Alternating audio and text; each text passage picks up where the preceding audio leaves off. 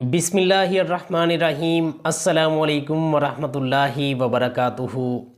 ناظرین کرام، آپ دیکھ رہے ہیں دین کی باتیں، اور آج سے ہم شروع کر رہے ہیں رمضان المبارک کی خصوصی سیریز۔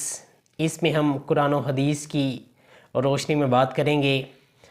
آپ بھی اس چینل کو سبسکرائب کر لیں تاکہ ہم مل کے قرآن و حدیث کی بات کو سمجھ سکیں۔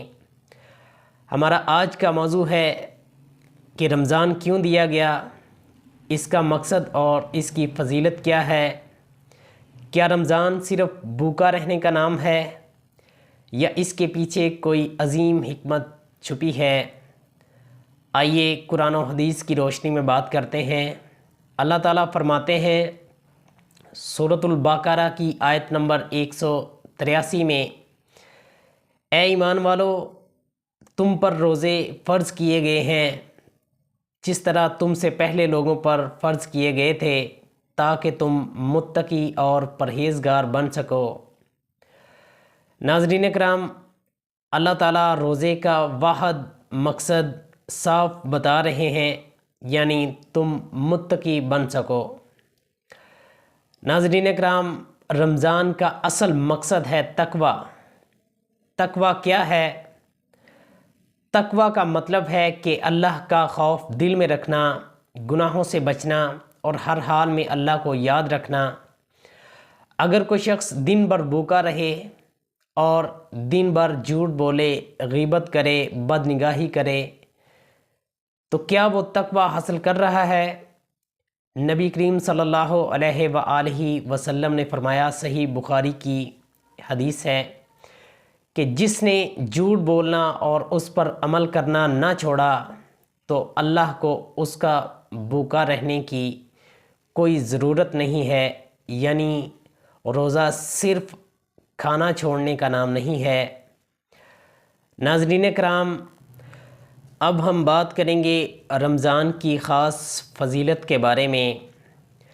نبی کریم صلی اللہ علیہ وآلہ وسلم نے فرمایا، صحیح بخاری اور صحیح مسلم میں دونوں میں یہ حدیث پاک موجود ہے کہ جب رمضان آتا ہے تو جنت کے تمام دروازے کھول دیے جاتے ہیں اور جہنم کے دروازے بند کر دیے جاتے ہیں اور شیاطین جکڑ دیے جاتے ہیں۔ ناظرین کرام، ذرا سوچیں کہ ایک ایسا مہینہ جس میں جنت کے دروازے کھلے ہوں اور جہنم کے دروازے بند ہوں اور شیطان قید ہو، پھر بھی اگر ہم خود کو نہ بدلیں تو پھر کب بدلیں گے؟ اللہ تعالیٰ فرماتے ہیں سورۃ البقرہ کی آیت نمبر 185 میں کہ رمضان وہ مہینہ ہے جس میں قرآن نازل کیا گیا، یعنی یہ مہینہ صرف روزوں کا نہیں بلکہ قرآن سے تعلق کو مضبوط کرنے کا مہینہ ہے۔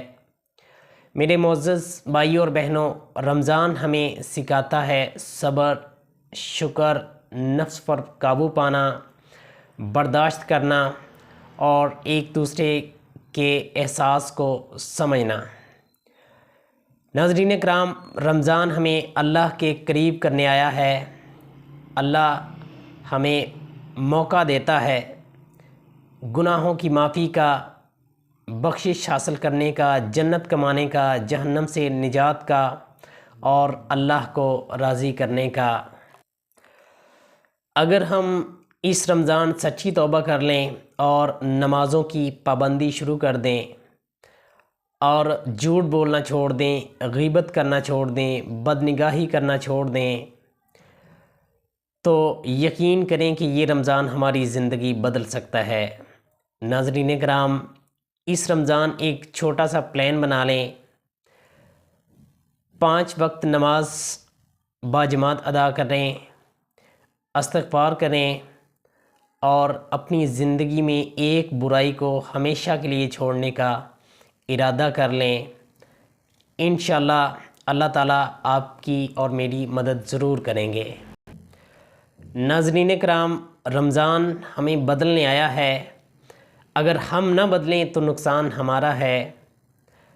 آئیے اللہ تعالیٰ سے دعا کرتے ہیں کہ اللہ اس رمضان کو ہمارے لیے بخشش اور مغفرت کا سبب بنائے اور ہمیں تقوی عطا کرے اور ہمیں دین اور دنیا میں کامیابی عطا فرمائے اور ہمیں قرآن سے تعلق کو مضبوط کرنے کی توفیق عطا فرمائے۔